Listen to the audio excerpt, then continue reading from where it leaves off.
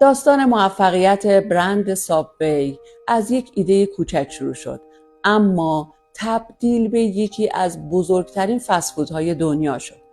در سال 1965 یک پسر 17 ساله به نام دلوکا اومد و از دوست خانوادگیش $1000 قرض کرد و اولین مغازه ساندویچ فروشی خودش رو افتتاح کرد. سابوی به خاطر ساندویچ های سالم و متنوعش معروف شد. مردم میتونستن در اونجا ساندویچ هاشون رو طبق سلیقه خودشون درست بکنن. اون تبلیغات جالبی میکرد و یادآوری میکرد که ساندویچ های اون از همه جا سالم تر هستش. سابوی میدونست که برای موفقیت باید بیشتر از یک مغازه داشته باشه. پس اومد و مدل فرانچایز رو اجرا کرد و این مدل نقطه عطف بزرگی برای موفقیت اون شد. امروز سابوی بیش از 37,000 شعبه در دنیا داره و به یکی از غول‌های بزرگ فست فود تبدیل شده.